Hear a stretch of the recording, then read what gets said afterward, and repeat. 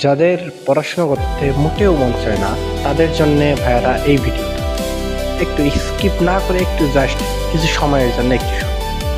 তা হচ্ছে যে যাদের পড়াশোনা করতে মোটেও মন চায় না তাদের দরকার 3-4টা কানের নিচে একেবারে জোরে জোরে 2টা থাপ্পড়, 2টা না একবারে 3-4টা থাপ্পড়।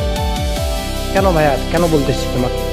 তোমার যদি টার্গেট হয় অ্যাডমিশন, তোমার যদি টার্গেট হয় ঢাকা বিশ্ববিদ্যালয়, যদি তোমার কোনো পাবলিক বিশ্ববিদ্যালয় হয় টার্গেট, তাহলে তোমার মূল কাজ কি তুমি বলো তো? তাহলে তোমার মূল কাজ হচ্ছে পড়াশোনা করা। পড়াশোনা ব্যতীত তোমার টোটাল কাজ বন্ধ, ক্লোজ, কিন্তু তুমি অ্যাডমিশনে আছো।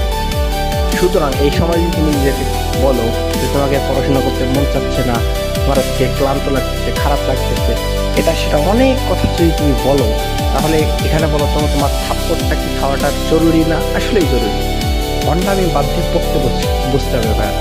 জীবনে কষ্ট করতে হবে, যদি কষ্ট করতে পারো তাহলে তোমার জীবনে একটা ভালো ফলাফল আসবেই।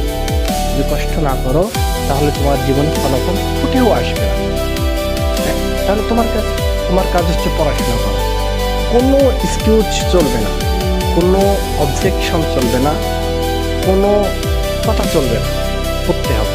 এখন টোটাল সব কিছু বন্ধ, শুধুমাত্র পড়া।